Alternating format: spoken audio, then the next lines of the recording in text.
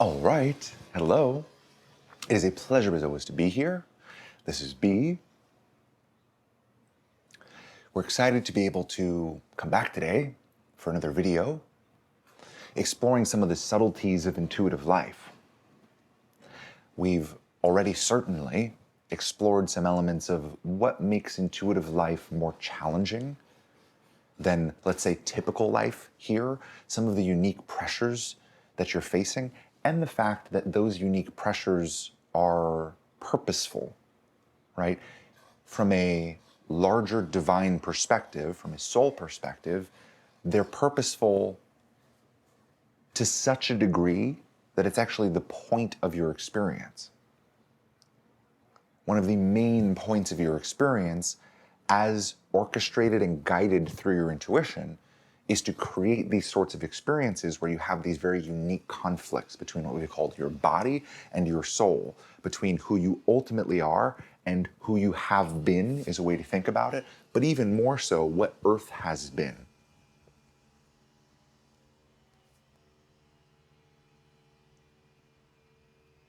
If you trace back your own biology and where your own, let's say, thoughts and beliefs and emotions have come from, what you'll find is that, yes, there's early childhood experiences. Yes, there are some traumas. Yes, there are some misconceptions about what played out. And you could spend a very long time, as many spiritual and personal development pockets might guide you to do. You could spend a very, very, very long time mining all of that past experience, looking for places where your own biology today might not be optimal. But what you'll ultimately find if you continue to go back is that everything that you're experiencing that feels in dissonance with who you truly are, all of your misconceptions about the world, your misperceptions about your finances and about your safety and security, your misperceptions about the false utopias that seem so unbelievably compelling, but you know that when you arrive at that destination, it'll feel a little bit hollow. Right? All of these things within your own biology, within your consciousness, that pull you in every direction away from yourself and the things that are actually directly in front of you, already aligned and orchestrated for, that you're already guided to. All of these elements of your biology were already here, certainly before your biology even came to be. You could trace many of these elements back through your parents. You could trace some of these elements back to, let's say, siblings or other individuals that are around from your family or extended family. You can trace some of these elements to your childhood community, to schooling, or to larger culture or cultural pockets that you were a part of or called to at certain stages of your life. So the things that you're facing inside of your own biology were already here. And it's an important distinction because it separates you and your worth and a sort of justification of whether or not you're okay, or a consideration of that. It sort of separates you from all of that fairly immediately. Because when you understand that everything that you're facing today was already here, the picture becomes unbelievably clear. You as a soul arrived inside of your own sliver of earth, let's say. Now we could say that your soul chose this to some degree, but even broader, your soul was guided to this. Right? It's not just so arbitrary, as there's a pool of souls, and each soul gazes upon all of the potential timelines and bodies and then chooses which one they would prefer, the experience of their preference. It's certainly not that.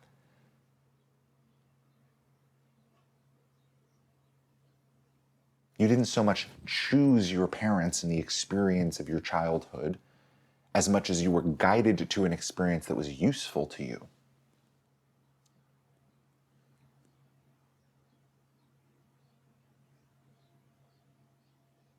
And guided to an experience that was useful to Earth, right? So there's sort of this win-win that was orchestrated for, that you were guided to, that you absolutely did say yes to, you absolutely accepted the mission, let's say, but there was a win-win that was architected and orchestrated for, and that you were guided to outside of anything that your own individual soul did. And this is where some of the spiritual concepts of your day fall short, because mainstream spirituality tries incredibly hard to write out the existence of a higher power, let's say, to write out the existence of a God. And one of the reasons that it does this is because the current religious perspectives of God and all of the meaning that's tied in with God is largely wrong. And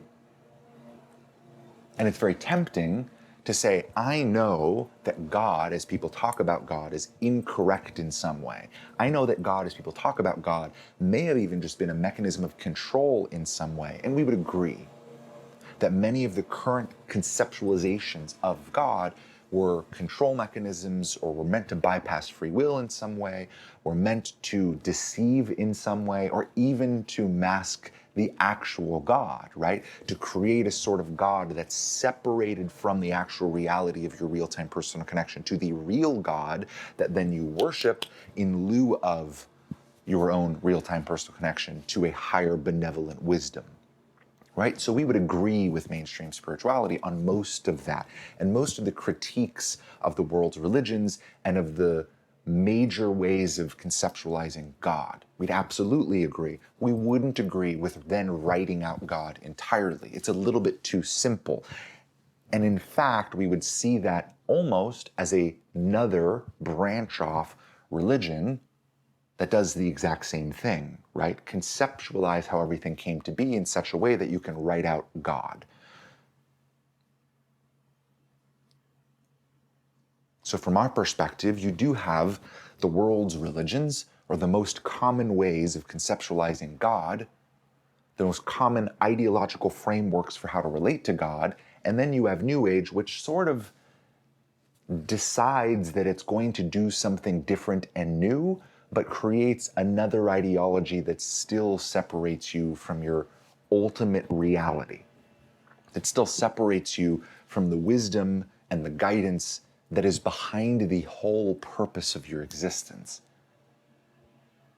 And this is one of the main challenges that we face, and that David and Miriam face on a very regular basis, is that it's most accurate, just by the English language, to use the word God to describe the thing that we're speaking of. But all of the conceptualizations and the ideologies built around that word make it very difficult to talk about what we're ultimately talking about. Because the thing that we're talking about is the thing that you personally have a connection to. It's not quite your conscience, because that's built in with plenty of your own biological pushback and misperceptions.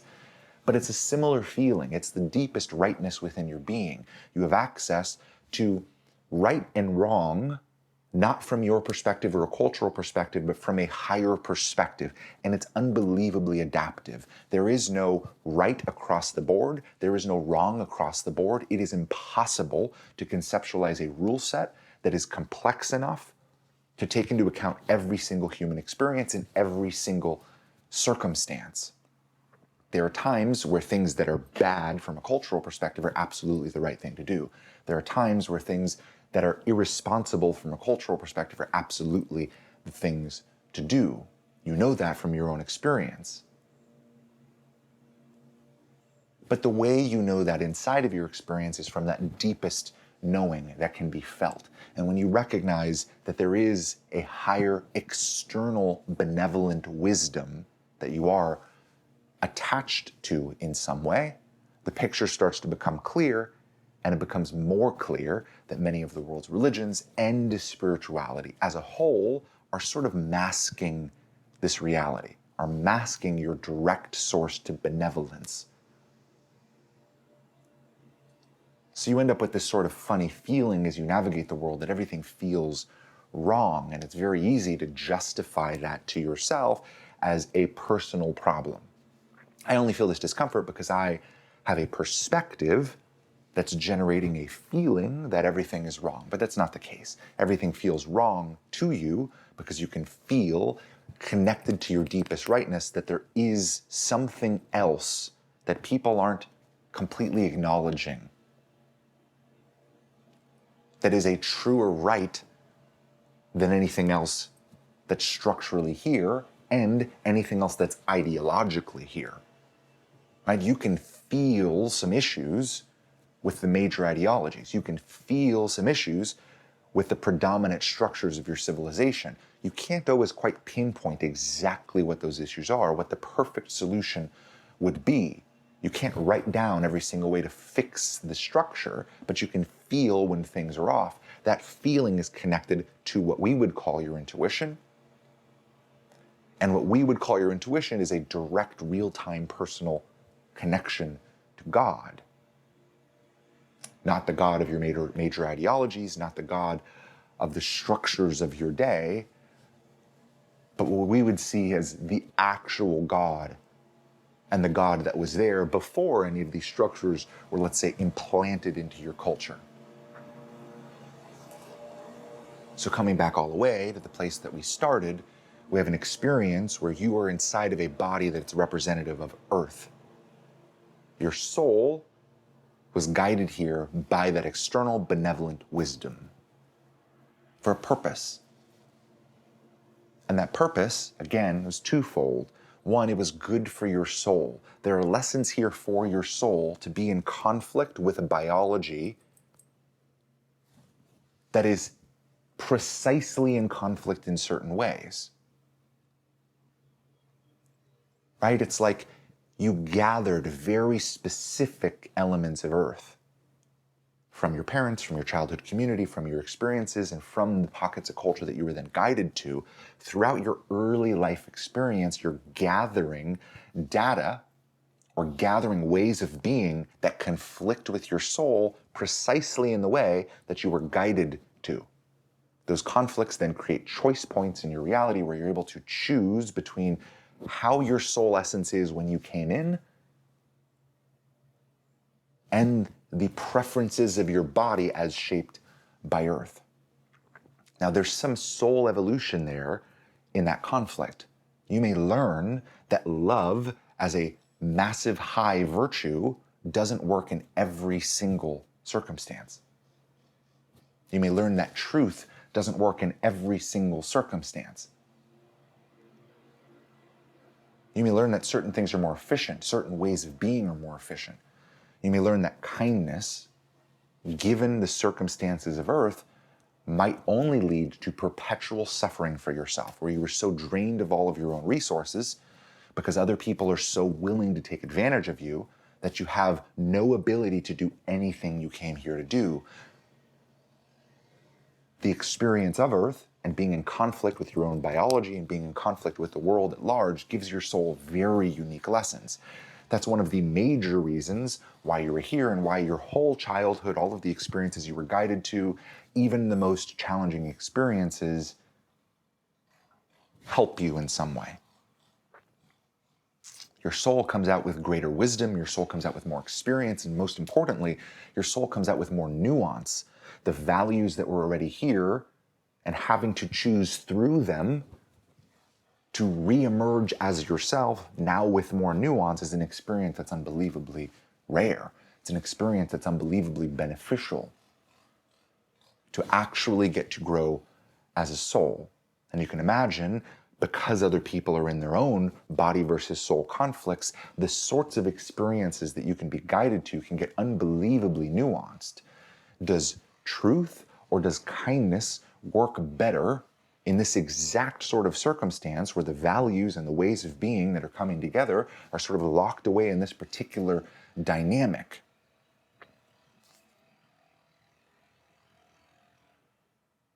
These sort of experiences help you to grow as a soul. It also helps others to grow as a soul. But then there's what we could call the larger purpose of you coming here specifically to Earth as a soul. And for those of you that are walking this intuitive path, we're speaking truthfully, directly about you. There's a subset of the population, let's say, who has the capacity within this actual lifetime, within the realm of actual possibility, given their circumstances, given the makeup of their soul, given the choices they've already made in their experience to value their intuition in certain ways, there's a percentage of the population that has the capacity to be able to fully become their soul and to then engage with the world from that place, in essence, changing Earth. Bringing new values, new ways of being to Earth so that the next generation isn't just a carbon copy of the previous generation, but the embodiment of your own biology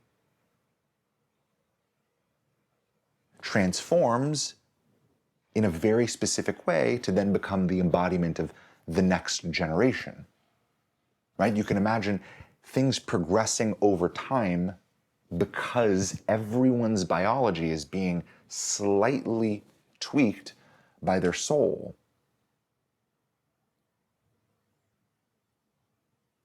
Now, because you live in a world that essentially writes out the existence of God, the true God, actual external higher benevolent wisdom, because you live in a reality where all of the ideologies and all the structures almost actively try to write out the existence of this connection, most people don't have the capacity to be able to emerge as their soul through their biology. They run on obligation, they run on material and emotional desires, either chasing false utopias or running away from false dystopias, losing material or emotional well-being, or gaining material or emotional well-being. These series of obligations sort of bypass the free will of most people's souls and keep them from ever experiencing the sort of conflicts that they came here to experience. So something we've spoken about for quite some time in other contexts is this idea of there being tradition, culture, and cutting edge, sort of three pockets of the collective. Tradition's job meant to preserve the things that are working, culture's job being to change the things that aren't working, and the cutting edge's job to introduce novelty as guided by God.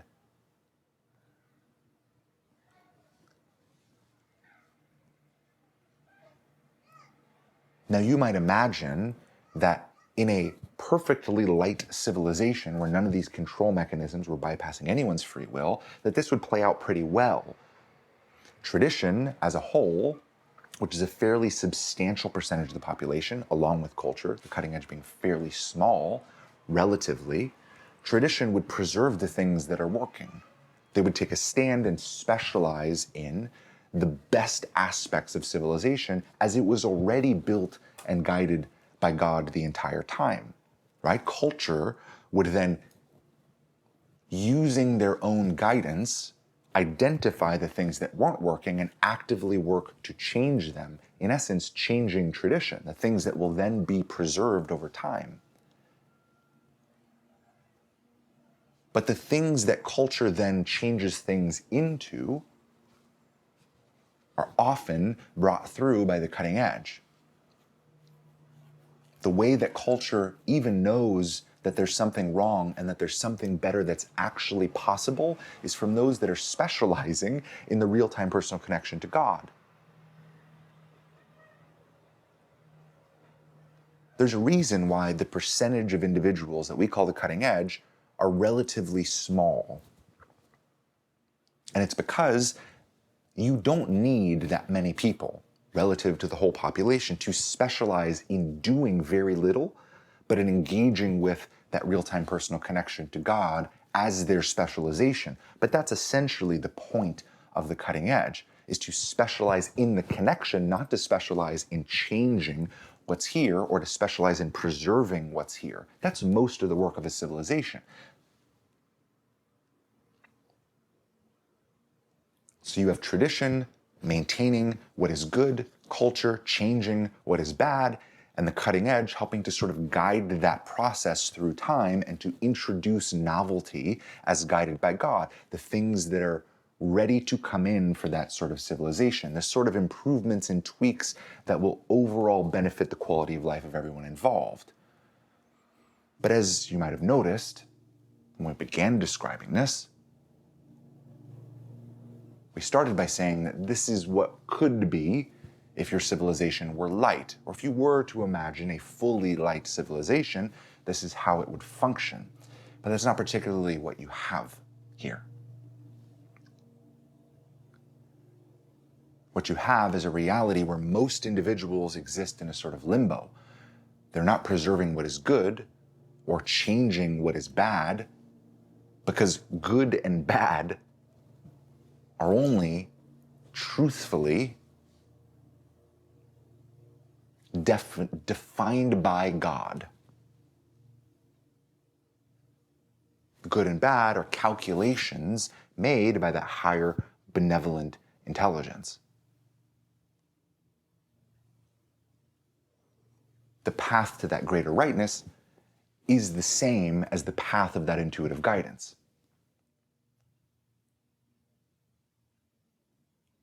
Because your reality has largely severed the connection from God, the actual higher benevolent intelligence,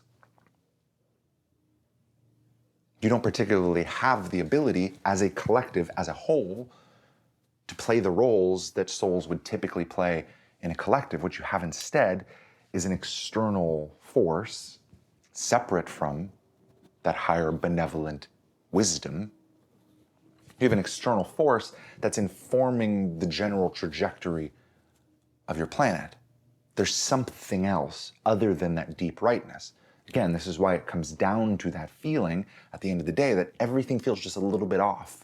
If it isn't that higher benevolent wisdom that is the source of that rightness and the source of the guidance toward the ideal, what else could it be? It has to be something else other than God, right? So you have something else other than God sort of guiding this overarching process, moving in a direction that isn't in deep alignment with your soul, that isn't in deep alignment with that higher benevolent external wisdom. And they're doing so out of feelings of obligation and either running toward or running away from material or emotional false utopias and dystopias. They're sort of bound to a path, regardless of what their soul might desire, that isn't quite for them. And in a world like this, what role does the cutting edge have? The cutting edge, whose job it is to specialize in that real-time personal connection to God.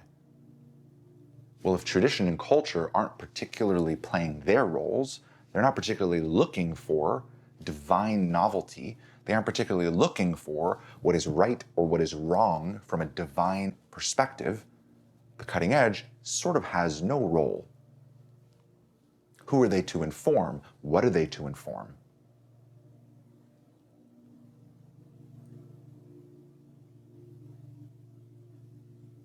For the experience of those on the cutting edge, there's this sense of being out of place.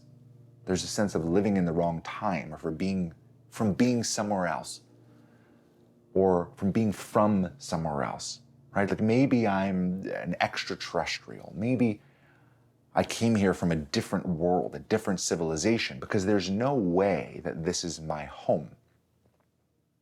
Who I truly am has no place here. But although that's a rather convenient explanation, from our perspective, the cutting edge only perceives their experience this way because their role is being played by someone else. This other external force that's guiding the large majority of the population. So we could call this other external force darkness, not to conjure up images of red beings with long tails and pitchforks, but darkness simply as a separation from that higher benevolent external wisdom. If there is a rightness that a civilization is tethered to, that's being generated by God, then everything else straying from that rightness or straying from one's personal intuitive connection, real-time personal connection to God, you could consider darkness. It's everything else. It's not evil, it's not malicious per se, Those aren't its defining qualities. That's how most people think of darkness. But darkness isn't just evil. Darkness is a significantly larger category than they might want to portray themselves as. It includes significantly more than darkness might want to let on. Darkness, from our perspective, is the separation from the ideal. It's the separation from your intuition. It's a separation from your actual soul's mission. It's your separation from God. So we could say that darkness, those that are separated from God and wish to do something else, have some degree of domain here.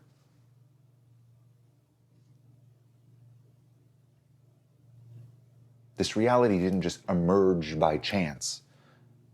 And if you really think about it, a soul existing inside of a biology, a biological system, has no reason to end up in a position like this without some sort of external influence. A civilization of countless souls inside of bodies have no reason to end up this disconnected from the thing that's ultimately most natural for them.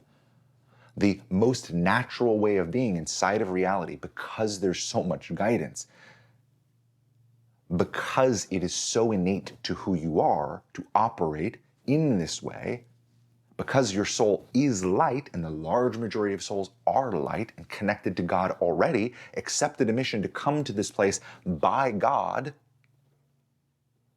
because everything is so light already in the setup, it doesn't make sense for all of these light souls to have just lost their way over time. It's just they've lost their way. No. Darkness doesn't exist, and God doesn't exist. It's just a random hodgepodge of emergent misperception, emergent misunderstandings, emergent trauma.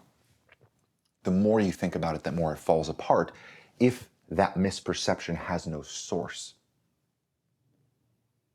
There's no random reason for souls to disconnect themselves from the God that sent them there.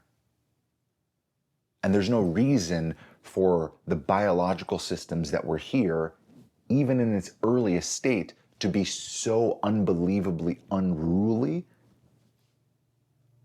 and so out of alignment with the souls that were coming here that it somehow created this through time.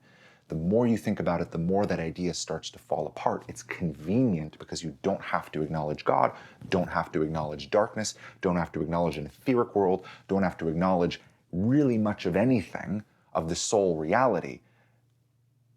But the more you look at it, the more it falls apart as a perspective.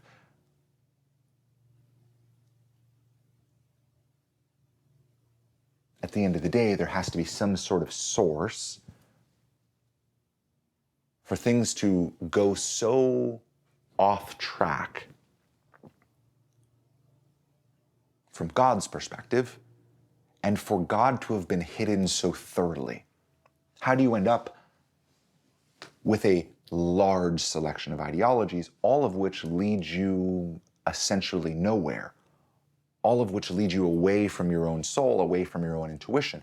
Which ideologies do you see that point you back to your own experience, that say the thing that's already happening to you, you are capable of dealing with already? You don't need me. You don't need an external savior. You don't need anything. You don't need to pay these institutions. You don't need to engage with these institutions at all. All you need is your own experience. All you need is your own guidance. All you need is your own real-time personal connection to God. All you need to do is to trust the rightness inside of you. If you trust the deepest rightness and don't allow yourself to be swayed by anything else, you will perform the exact function you came here to perform. And what you'll find is that you feel significantly better because that experience itself creates a biological system that's more in tune with your soul. You become more of yourself. You get to have the experience of becoming more of you through time and of engaging with the world as you. So don't worry about the 12 steps that you need to do, or the 7 steps you need to do, the 15, 20, 60 steps you need to be engaged with. Come back to yourself, to your real-time personal connection through your intuition. Get quiet and find it in a rightness. because you have a connection to God. There's no need to trust other sources for what God is telling you, because what God is telling you is different than some broad stroke idea for everything humanity needs to do to fall into lockstep with some arbitrary standard of divine perfection, in quotes.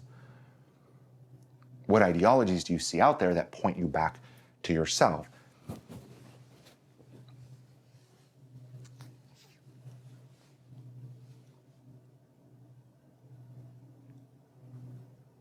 The closer you look at the ideologies of your era, the more you recognize it's as if there is an organized effort to take you away from yourself, to remove your sovereign connection to wisdom. And once you are removed from your own sovereign connection to wisdom, use your biology against you to manipulate you into false utopias and dystopias, things that aren't even possible, and to install obligatory mechanisms. I need to wake up and do this every single day. I need to do this every single day. And if I don't, something bad's going to happen. If I don't, I won't be able to reach my dreams of success. If I don't, I'm not going to be able to survive and pay my bills. To create a system that generates obligation and misperception, that uses emotion and experience of the biology to generate action in a predefined trajectory, not a trajectory that you yourself are actively choosing. You're not choosing the obligation.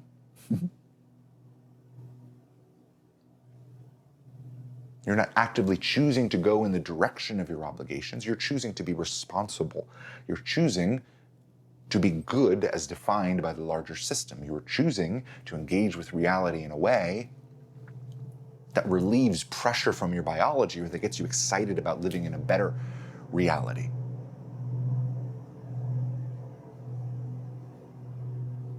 Where could that come from if not from an external intelligence that's informing this in some way, that's trying to create something else other than, let's say, God's world? Now, there are reasons ideologically for trying to do this. There are reasons to do something else, and it's the core of the paradigm of darkness, what we call the first paradigm. We can speak about that at a later time, but for now, we just want to emphasize this idea that darkness may be real, that God may be real, that might be a way to make sense of things that actually puts together quite a few more pieces. And that your own biology as it exists here is representative of Earth as it is today. Earth as it is enmeshed with this darkness.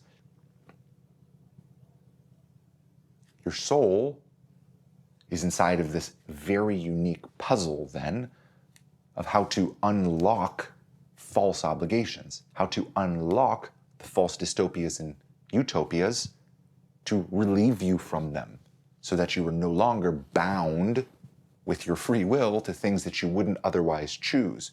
You're no longer chasing things that aren't real or aren't you. There are plenty of paths that, even though they're possible, making as much money as possible, building impact in certain arbitrary ways, finding a place within the market to make as much possible, to then increase your quality of life as much as possible. There are certainly paths you can take, and they're incredibly repeatable. All you need to do is deny your soul in the direction you're actually being called to go and follow a plan that then rewards you with certain incentives. Those incentive structures are real, but the way you imagine you will feel when you get there is not, because you end up in a reality that gives you everything you asked for, but is nothing of what you actually came here to do. It's not representative of you at all. And you realize that you're playing a character and you don't even know who you are anymore underneath. You have to go back into a journey of discovering who you actually are and essentially start over, all of that time being wasted because it got you to a destination that you aren't going. You have to come back all the way to who you actually are and start over that long journey for many people, which is decades, at the very least years, we call a detour. Long detour, leaves, goes to a destination, you arrive, you don't like it, you come back, and then you start over as your soul self. Or, more likely, for most individuals on your planet, you go to the destination, you come back, and you go to a different destination that you think, this is the thing that I'm really here to do, this is the thing that's really worth chasing. It wasn't money, it was relationships. It wasn't relationships, it was money. Most individuals are bound inside of this fairly irreparably.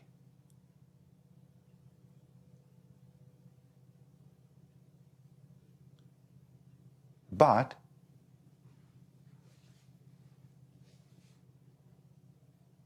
there is a sort of opportunity here. And God's certainly not powerless here.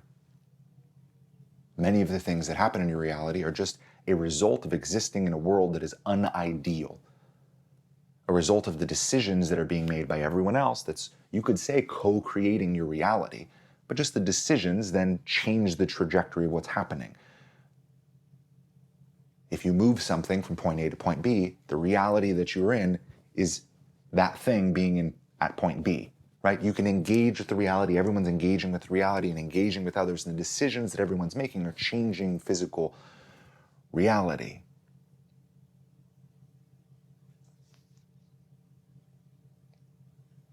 But there's an opportunity here from God. Again, God is not powerless,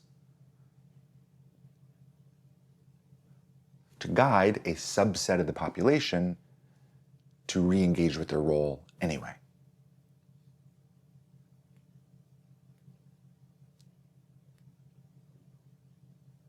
Right? You live in a reality where the cutting edge has no place. And darkness would like for you to believe that you have no place here. More than anything, darkness just kind of wants to get you out of the way. Now, if darkness can enroll you into helping to build their own utopia, that's fantastic from their perspective. Even better. But at the very least, darkness just wants you to get out of the way. Much of spirituality, we could say, is designed to allure this population into an ideology that removes their connection to the only thing they came here to do, their only actual source of wisdom and guidance, to then use their psychic abilities to dabble in something, or worse, to use their psychic abilities to get a leg up on the competition to then chase false utopias even faster. Take those detours even faster. We'll see you have a competitive advantage, which means you can waste time even faster. You can run on a treadmill that goes nowhere even faster. Isn't that so exciting? We'd love to teach you the psychic skills to go nowhere.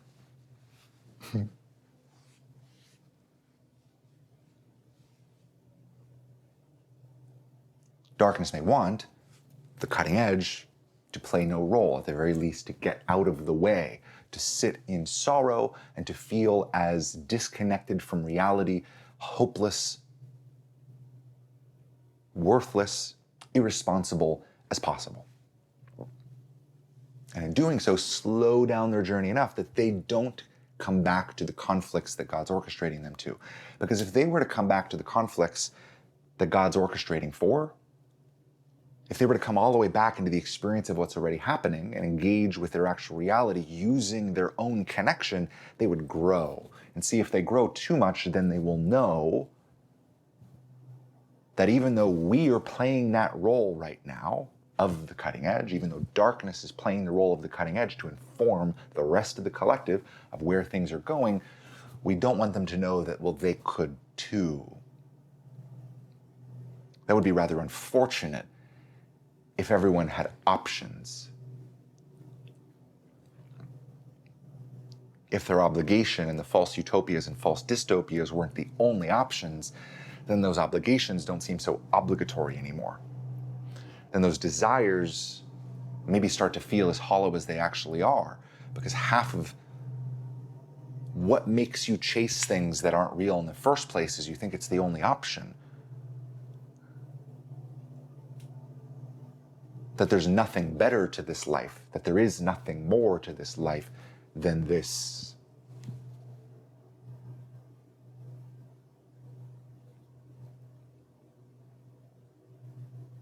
But if the world were to have options, if they were to have novelty, if there were to be individuals that were still bringing in the guidance from God, because the majority of your world is light, those souls might prefer a different possibility.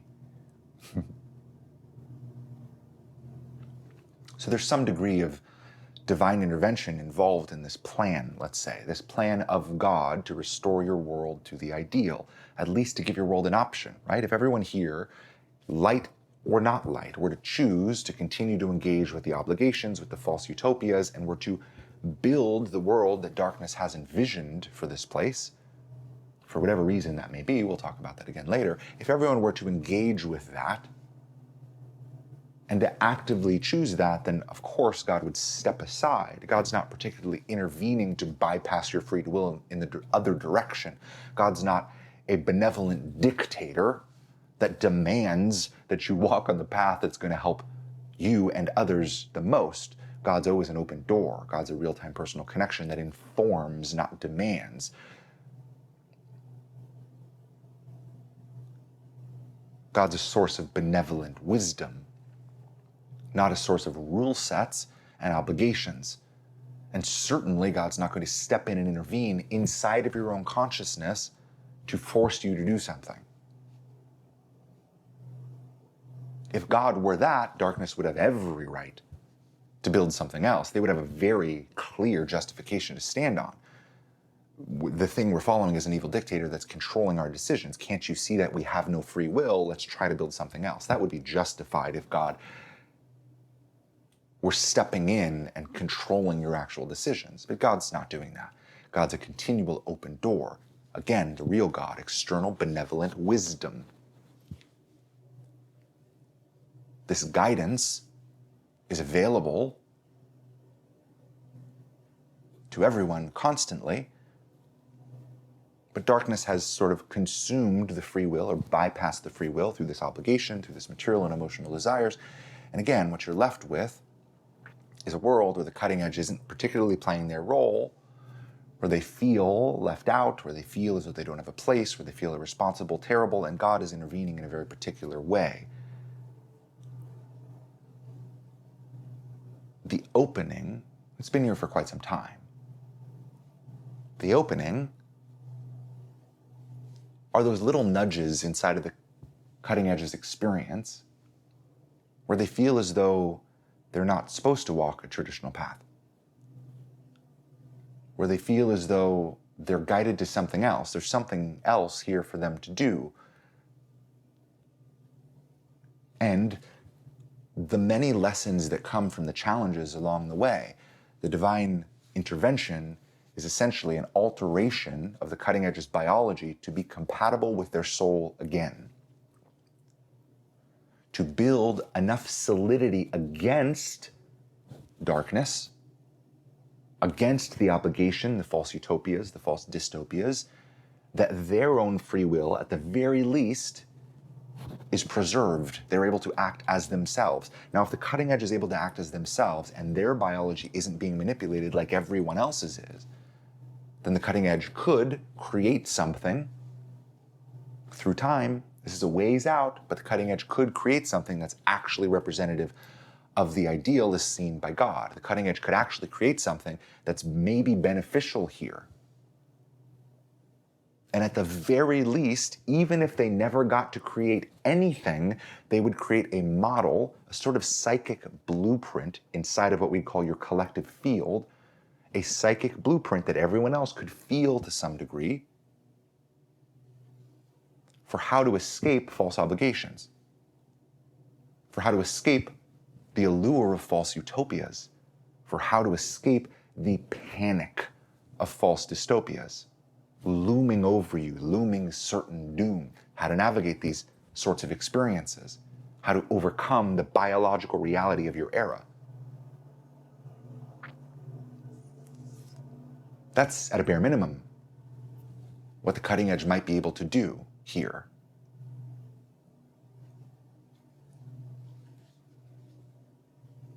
So we've called this the call, and many in the cutting edge have experienced some odd call away from what they'd previously planned.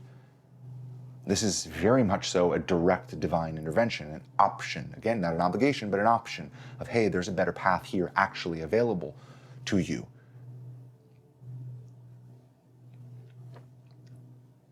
Now, the reason this is different than what a large percentage of the population are getting is because for a large percentage of the population, it's nearly impossible through their timeline.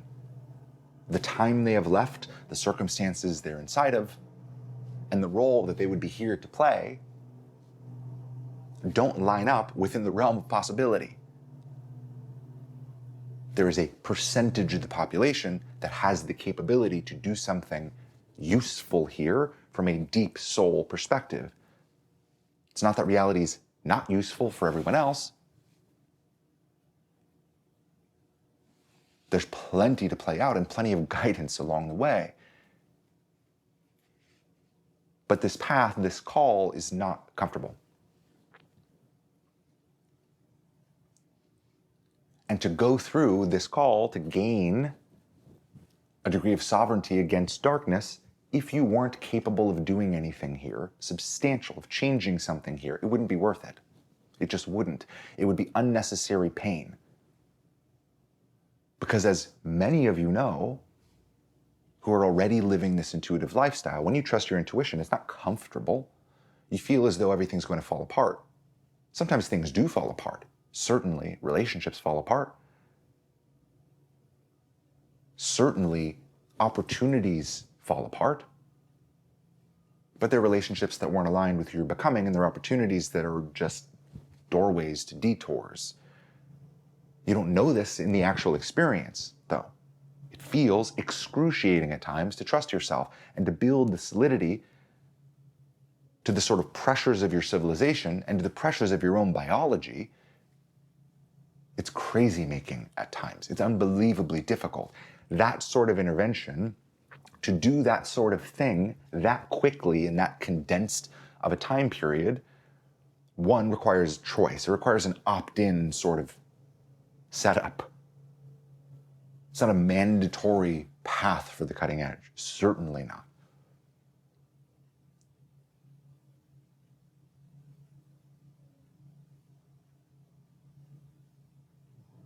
But it requires it to be worth it. And the only thing that makes that worth it is what you're capable of doing at the end of it. You're capable of actually liberating yourself fully enough that you leave a mark on the psychic collective field of your collective. And that you begin engaging with the world in ways that can actually change things, that can bring them into greater rightness. Not unravel the fabric of your civilization, anarchy style, and rebuild everything under God's new vision. That sort of drastic collapse and rebuilding is not at all what God intends. It's a smooth and easy transition into the most ideal reality given the circumstances, given what's already here. Multi-decade chaos isn't ideal by any means because people live through those decades. There's experience in it. And there's plenty of things here already, regardless of what their inception was, that can be useful. Because the ideal isn't so fixed. What's ideal for Earth isn't so static. It's not a blueprint that existed at the beginning and needs to be brought back in today. The ideal is, given the circumstances, what's the best possible direction for every single person involved. And that's the sort of guidance that comes only from an external benevolent intelligence that can see the sort of interactions between all of the pieces, that can feel and sense more of the timelines than anyone on the ground floor has access to, that can see the future. Not exactly, but its many potentialities.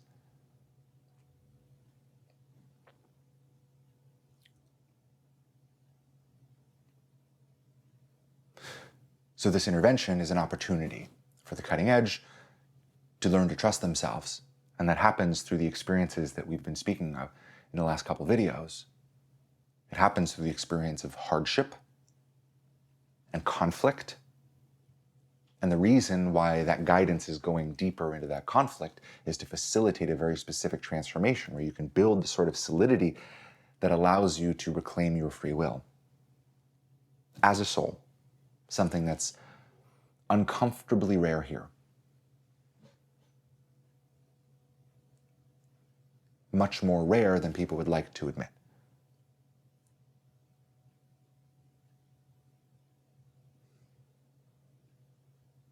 So there's a lot of context here, a lot of things that we touched on very briefly that we'll certainly explore more. We'll lay more of the context as time goes on. But for the moment, we just want to highlight some of these pieces. That you are a soul in conflict with your own biology that's representative of Earth as it was.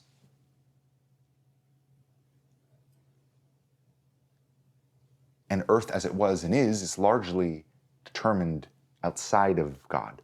It's something else that's guiding people's experience, bypassing their own free will, guiding them, we could say, to make decisions that aren't their own.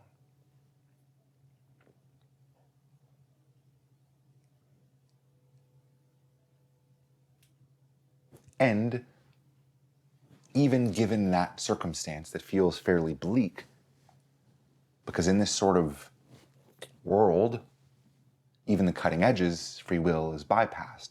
There's no one that can do much of anything as themselves.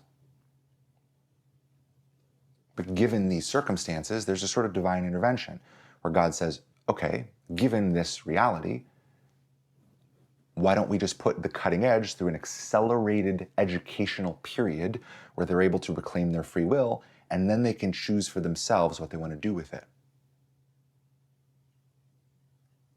The more free you become, the more opportunities you have, even in the current structure of the world. You're no longer obligated to things that aren't actually necessary. The more you aren't chasing things that aren't actually real, the more you have a grounded perspective on what's happening, and you can use those to do whatever you want. You can use those perspectives to explore all of the many things you could glean, all of the many incentive structures you could work through here. You could be richer, more famous. You could have whatever quality of life you wanted. Or you could double down on that rightness with that sort of freedom and build the reality that you are guided to build by God. But you can't particularly make that decision until you're free. You can't particularly make that decision until those obligations and false utopias and dystopias are gone. So God says, okay, let's intervene here to restore the free will of the cutting edge. And then whatever wants to be done here, as chosen by those actually here on the ground floor, that's what'll happen. Now, is there potential for a lot of genuine good here? Of course. But that genuine good can only be guided by God. Does that mean that reality is headed towards absolute catastrophe? No. Darkness isn't trying to kill everyone. Darkness isn't trying to even overtly control everyone. Darkness is trying to build a utopia that is better than what God is guiding. We'll speak more about that another time. But darkness's motivations are conceptually good and certainly logically sound. Darkness has a very good reason for, given the world and reality as it exists, they're making the decisions they are. They have very good reasoning. There's no large gaping holes in their logic. At the end of the day, what happens in this world comes down to a decision of what the souls here are ultimately going to choose, whether or not listening to a higher benevolent external wisdom is the thing that wants to be done, or whether doing something else and trying to come together as a collective to build something better is what will be done. Darkness is willing to bypass the free will of everyone involved to get them there because they believe that they're building something better for everyone. They're justified even morally in doing so in their minds. God still won't bypass free will of anyone, but is extending an open invitation to download the blueprint. This is one way of thinking of it, to download the blueprint that unlocks freedom within your being from darkness. That invitation is going specifically to the cutting edge because those are those who are able to do something with that capability afterwards. They're able to play their God-given role of informing culture and tradition, truthfully, in this setup, of what the ideal even looks like anymore, of what God even feels like anymore, of what embodiments living inside of that ideal and tethered to that rightness even seem like anymore. Modeling what light is to a world that's had its light all but stripped away entirely. So for those of you who experience some odd call away from countless things that certainly would have been for your benefit, money, fame, stability, social status, for those of you who received a call out of many of these things and said yes, and have experienced hardship after hardship, but have emerged slightly more as yourself with slightly more clarity along the way, where you're now seeing more clearly than everyone around you, that you're able to see through the deceptions like no one else can. If this describes your experience, we hope we're able to lay some context, at least from our perspective, for what's happening here. To those already having this experience, because it's one that can't be generated on the ground floor, there's no blueprint here. You can't reverse engineer a divine intervention if divinity doesn't intervene. But for those who already had this experience and are already having this experience, hopefully we can lay some context. Ultimately, that's our role here. It's not to particularly change much of anything, but to help fortify your own decisions, to give you a framework to be able to navigate your reality and to remind you that you're not alone, you're not deviant, you have nothing to be ashamed of, you haven't messed up. You're doing unbelievably well. Even in the hardship, even in circumstances that seem irresponsible, aimless to countless others, choosing that rightness over everything is not just you being stubborn. It's not you being crazy. It's not you being wrong. It's not you being non-committal to the countless detours that other people are taking. You just can't commit to those detours because you know the moment you do, you lose yourself immediately, and you're no longer willing to do that. You're no longer willing to compromise in that way. You would rather suffer than to take a detour. That sort of dedication to yourself and to God ultimately takes a very specific type of person. Certainly not all of the cutting edge does this. Certainly not all of those who received the call answered it, let's say. But for those who are still going, we want to very directly thank you. We want to very directly acknowledge you. And we want to create a place that you can come back to over and over again to be reminded of the perspectives of your soul. There's very little out there, we understand. David and Miriam see it and feel it all the time. There's very little that affirms the decisions that you're making. We want to be a place that reminds you that that's okay, that there's nothing wrong with you. And if this resonates with your experience, we hope that place is something you can continue to come back to. For now, here on YouTube.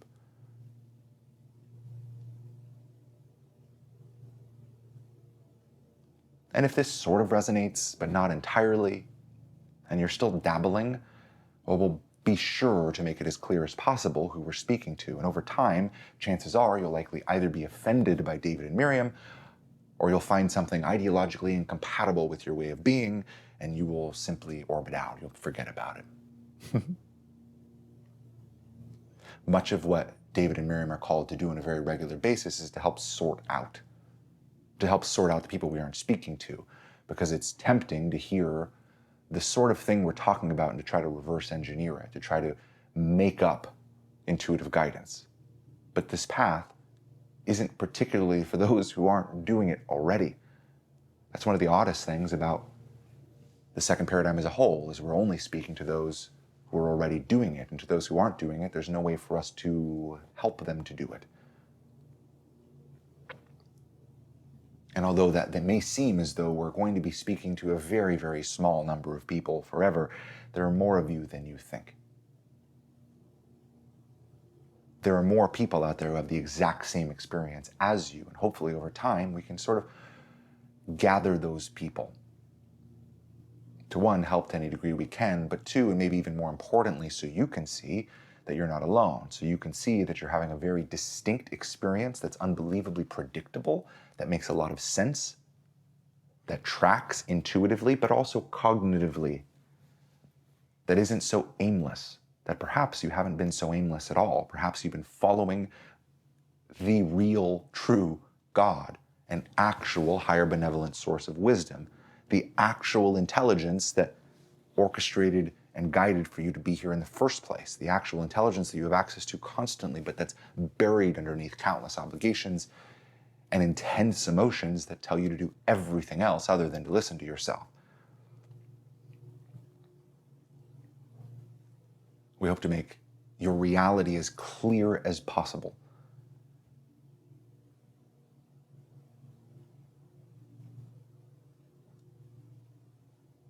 But for now, we'll take our leave. Deeply appreciate you for being here, for being willing to explore these topics with us. And we hope, if you are resonating, that you find some degree of a home here. With that, so much love to you, and we'll speak to you at a later time. Bye for now.